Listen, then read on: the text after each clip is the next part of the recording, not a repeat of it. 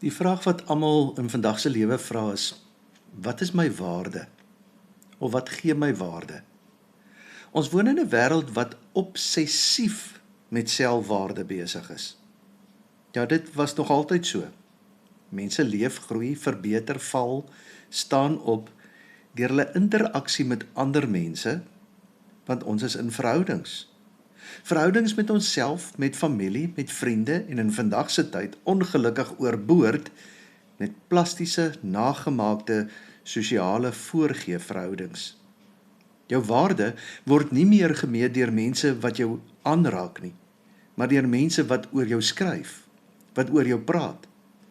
Jou waarde word nie meer gemeet deur die mense wat werklik saak maak nie, maar deur algoritmes. Die sosiale media algoritme tel jou likes, jou werkplek tel jou produksie, die skool tel jou punte, die spieël van hoe jy dink mense jou wil sien, weerspieël jou voorkoms. En die stemme in jou eie kop, dikwels die wreedste van almal, tel elke mislukking, elke skaamte, elke keer wat jy nie genoeg was nie. En die woorde van ander mense op jou foon vorm jou selfverstaan van wat jou waarde is. En so vernietig ons onsself en die saak maak verhoudings met mense rondom ons. Want hulle word nie meer my belangrikste klankborde nie. Ons vra elkeen op een of ander manier dieselfde vraag. Wat is my waarde? En die antwoorde wat ons kry is gewoonlik te klein, te onseker of te wreed. As ek jou tot hiertoe beskryf het, het jy 'n reuse, massiewe groot probleem en moet jy dadelik jou fokus verander. Alles waaroor ons tot nou toe gepraat het, is besig om jou werklike selfwaarde op te vreet en jou van binne te vernietig. Jy sal hierdeur geen waarde oorhou nie en nog meer, jy sal ware, betekenisvolle verhoudings vernietig en jy doen dit met oop oë. Jy het verslaaf geraak aan algoritmes, aan 'n masjien op jou foon wat jou soos 'n aggressiewe kanker probeer opvreet en jy sit vasgenaal en jy maak jou hart en gedagtes daarvoor nog oper en oper. Praat jy meer met jou mense op WhatsApp as in woorde? Reageer jy dadelik op jou selfoon, selfs wanneer jy tyd saam met jou hartsmense moet hê? Of is jy al so ver vasgevang dat jy nie eers meer omgee nie? En so vernietig jy nie net jou eie waarde nie, maar ook jou mense se waarde. Wanneer die kinders pla, neem jy nie meer tyd en gee aandag en stoei en speel en lag en is simpel saam met hulle nie. Jy plak hulle neer voor die TV. Jy stop 'n selfoon of 'n tablet in hulle hande om hulle onder jou voete uit te kry. En so leer jy dat algoritmes belangriker is as aanraking. En so, pappa en mamma, is jy die eerste spyker in jou kind se selfwaarde doodskus. Hoor mooi, is jy die eerste spyker in jou kind se selfwaarde doodskus. Kan jy so dwaas wees? Ek wil nou eintlik die preek hier los en sê dat jy eers huis toe moet gaan en baie mooi gaan dink wat vir jouself en vir jou man, vir jou vrou en jou kinders belangrik is of behoort te wees en wat jy daaroor gaan doen. Maar ek gaan nie. Ek moet ook die alternatief, wat jy dalk al verloor het, weer uitwys. Christus se opstanding het tog 2000 jaar gelede alles kom verander. Jou waarde word nie gebou op goed nie, maar op God. Christus bring 'n ander antwoord. Nie 'n antwoord uit die mond van die wêreld nie, nie 'n antwoord uit die diepte van ons eie hart nie, 'n antwoord uit die leë graf. Romeine 8 vers 38 en 39 sê, ek is immers daarvan oortuig, dat nog dood, nog lewe, nog engele, nog magte, nog teenswoordige, nog toekomstige gebeure, nog kragte, nog hoogte, nog diepte, nog enigiets anders in die skepping, ons sal kan skei van die liefde van God in Christus Jesus ons Here. Hierdie is nie 'n gevoel nie, dit is nie 'n selfhelpstrategie nie, dit is nie 'n logaritme nie, dit is 'n feit wat in die opstanding van Jesus Christus verseël is. Die wêreldse maatstaf en waarom dit tekortskiet? Die wêreldse waardestelsels is genadeloos. Prioriteite het verander. Alles gaan oor my. Jy moet my vervul en my gelukkig hou, en as jy dit nie doen nie, bou jy nie my waarde nie, en breek jy my eerder af. Jy moet verander. Ons loop die leuns van die perfekte logaritmes op. Ek is net goed genoeg as ek presteer, maar genoeg is, genoeg verdien, nooit misluk nie, nog leuns. As mense geweet het wie ek regtig is, sou hulle my nie lief hê nie. My verlede diskwalifiseer my. Ek is te oud, te jonk, te swak, te vaal. Ek is nooit goed genoeg nie. Die is nie net 'n psigologiese stryd nie. Dis ook 'n geestelike stryd. Want wanneer ons die waarde wat God aan ons gee, vervang met die waarde wat die wêreld ons gee, of erger, met die waarde wat ons onsself van ons gee, skakel jy alle ligte af. Luister wat ons onsself aandoen. Jeremia 17 vers 5 sê, so sê die Here, vervloek is die man wat op mense vertrou, wat in mense sy krag vind, want sy hart draai van die Here weg. Let op, dit is nie God wat hierdie mense vervloek nie, hulle doen dit aan hulle self. As jy jou waarde soek in gemors, is dit tog onmoontlik dat jou waarde meer as die gemors kan wees. Die vloek is op hierdie mens wat sy waarde in die mens soek, in menslike oordeel, menslike goedkeuring, menslike maatstaf. En ons doen dit so maklik, so natuurlik, so aanhoudend. Wat is die waarheid? Nie hoe mense jou sien nie, maar hoe God jou sien. En die Bybel is nie sagter as die wêreld se storie nie, dis eindeloos groter. Hoe sien God jou? Kom ons lees die Bybel. God ken jou volkome en hy kies jou nog steeds. Psalm 139 vers 1 tot 4. Here, u ondersoek my en u ken my. U is die een wat my sit en opstaan ken. U verstaan van ver af wat ek in gedagte het. My omswervinge en waar ek rus, u het dit afgemeet. Al my paaie is aan u bekend. Ja, daar's nog nie 'n woord op my tong nie. Kyk, dan ken u Here dit volledig. Dis nie 'n bedreiging nie. Dis 'n omhelsing. God ken jou ten diepste, elke gedagte, elke worsteloomlik, elk geheim. Hy weet van jou mislukkings voor jy dit self onthou.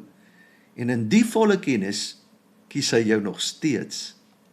Die wêreld kies jou op grond van wat jy wys of voorgee. God kies jou op grond van wie hy is. 2. Jy is gemaak met 'n doel, nie per toeval nie. Psalm 139 van vers 13 af. Dit is immers u wat my niere geskep het, my in die moederskoot geweef het. Ek prys u, omdat ek op 'n ontzagwekkende, wonderbaarlike wyse gemaak is. Wonderbaarlik is die werke, en ek besef dit maar te goed. Die Bybel sê, jou bestaan is 'n loflied. Jy's nie ongeluk nie, jy's nie 'n nagedagte nie. Jou liggaam, jou persoonlikheid, jou unieke plek in die geskiedenis, dit alles is beplan, gevorm en geweef deur die hande van die Skepper. En as jy dink, maar ek is te stikkend en nie goed genoeg nie, luister, selfs die stikkende mens is in God se hand. Die feit dat jy vandag hierdie boodskap hoor, is 'n bewys van sy genade. Nommer 3. Christus het gesterf en so jou waarde bevestig. Romeine 5 vers 8. God bewys egter sy liefde vir ons daarin, dat Christus vir ons gesterf het toe ons nog sondaars was. Hier is die punt wat alles verander. Jesus het nie gewag totdat jy goed genoeg was om vir jou te sterwe nie. Hy het gesterf toe jy op jou slegste was. Wat is jy werd? Die antwoord is in die kruis. Jy is Jesus Christus se eie lewe werd. God het sy seun gegee om jou terug te koop. In die ekonomie van genade is jou prys alles. Die lewe van die seun van God. Geen algoritme, aanvaarding deur ander mense, geen ander godsdiens, geen selfoon gee jou 'n hoër waarde as dit nie. Die 4de ding. Die opstanding van Christus bevestig dit. Christus leef en jy leef saam met hom. 2 Korintiërs 5 vers 17. Daarom as iemand in Christus is hy 'n nuwe skepping. Die ou dinge het verbygegaan. Kyk, hulle het nuut geword. Daarom as iemand in Christus is hy 'n nuwe skepping. Die ou dinge het verbygegaan. Kyk, hulle het nuut geword. Die graf is leeg. Christus het opgestaan. En in sy opstanding het jy saam met hom opgestaan, uit jou ou identiteit uit. Jou nuwe lewe in Christus gee vir jou al jou waarde. Jy is nie meer wie jy was nie. Jy is wie God sê jy is, 'n nuwe skepsel, sy geliefde kind, 'n erfgenaam van die koninkryk, bevry van die behoefte om jouself te bewys, want jou waarde is reeds deur die Almagtige verklaar. Romeine 8 van vers 14 af. Almal wat deur die Gees van God gelei word, hulle is kinders van God. Julle het immers nie 'n gees ontvang wat verslawing bring sodat julle weer bang hoef te wees nie, nee. Julle het die Gees ontvang wat bevestig dat ons tot kinders aangeneem is en deur hom roep ons Abba Vader. Die Gees self getuig teenoor ons gees dat ons kinders van God is. Maar as ons kinders is ons ook erfgename. Erfgename van God en mede-erfgename met Christus. Hoor jy?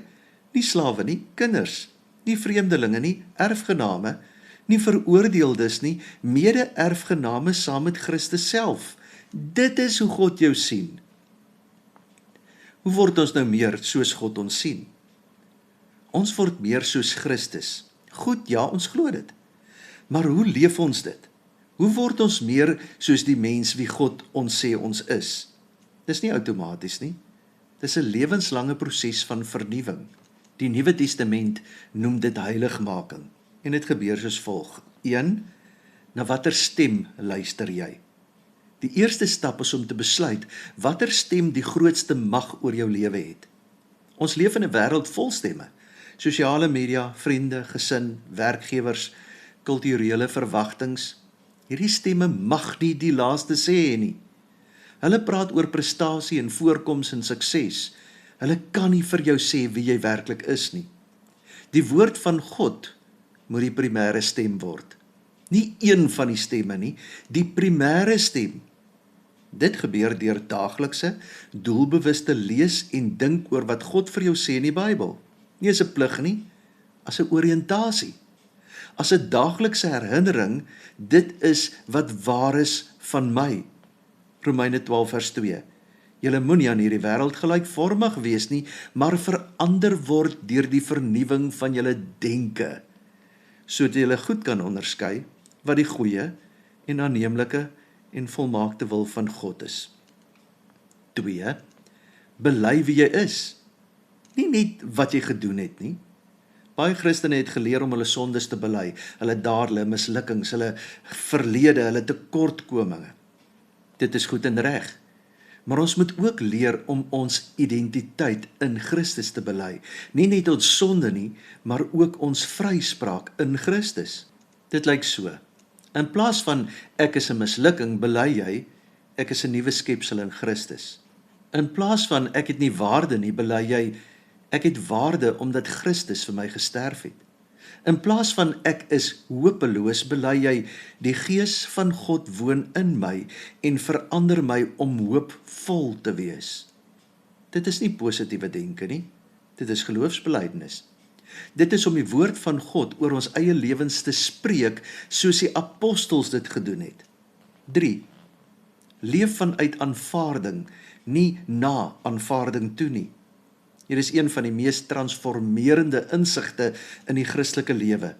Ons leef en glo nie om deur God aanvaar te word nie. Ons leef en glo omdat ons reeds aanvaar is. Baie Christene leef asof hulle geloof iets is waaronder hulle God se liefde verdien. Ek bid genoeg, ek lees genoeg, ek gee genoeg en dan is God tevrede met my. Maar dan is ons terug by moeds en moenies, by wetsgehoorsaamheid. Dis die ou Adam. Die nuwe mens leef anders. Ek bid omdat ek 'n kind van die Vader is en my Vader graag na my stem luister. Ek dien omdat ek deur Christus bevry is om te kan dien. Ek gee omdat ek so ryklik van God ontvang. Die motivering is totaal anders en die vryheid is onbeskryflik. Filippense 4 van vers 11 af. Ek sê dit nie omdat ek gebrek ly nie, want ek het geleer om in alle omstandighede tevrede te wees. Ek weet wat dit is om te min te hê, en ek weet wat dit is om oorvloed te hê. Ek is in elke opsig en in al hierdie dinge ingewy om versadig te wees, sowel as om honger te ly, om oorvloed te hê, sowel as om gebrek te ly. Tot dit alles is ek in staat deur hom wat my krag gee. Paulus skryf dit vanuit die tronk, maar hy skryf as iemand wat weet wie hy is, ongeag sy omstandighede. Sy waarde hang nie af van waar hy is nie, dit hang af van wie hom waarde gee. Die vierde ding, kweek die vrug van die Gees. Dis die karakter van Christus. Om meer te word soos hoe God ons sien, beteken ook om meer soos Christus te word. Ons moet die Heilige Gees toelaat om ons van binne af te verander. Sien, die wêreld wil jou buitekant verander. Die Heilige Gees verander jou binnekant. Maar hy werk deur ons gewillige deelname. Galasiërs 5 van vers 22 af. Maar die vrug van die Gees is liefde, blydskap, vrede, geduld, vriendelikheid, goedhartigheid, getrouheid, sagmoedigheid, selfbeheersing. Dit is die karakter van Christus self. En elke dag bied jou die kans om in hierdie rigting te groei. Nie deur krag nie, maar deur oorgawe.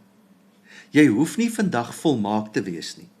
Jy moet vandag slegs 'n stappie nader aan Christus wees as gister. En die genade van die opstanding verseker ons, die proses is nie te vergeefs nie.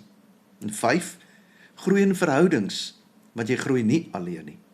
Ons word nie alleen vernuwe nie, ons groei nie alleen in ons waarde nie. God het ons in 'n liggaam geplaas, die kerk. En die kerk is nie 'n plek vir perfekte mense nie. Die kerk is 'n hospitaal vir genesende sondaars wat mekaar herinner aan wie hulle is. As jy in verhouding met ander ook nie perfekte gelowiges bly, mense wat jou werklike naam ken en gebruik, nie jou voorgee naam nie, dan groei jy in jou identiteit. Waarmee moet jy uitstap? Nie 'n program nie, nie 'n belofte om harder te probeer nie, net hierdie een gedagte. Die opgestane Christus ken jou naam, en hy spreek 'n beter naam oor jou uit, as wat jy oor jouself uitspreek. Jou waarde in Christus is veel meer as die waarde wat die wêreld of jouself aan jou vasbind. Jy's nie 'n mislukking of tweede klas nie.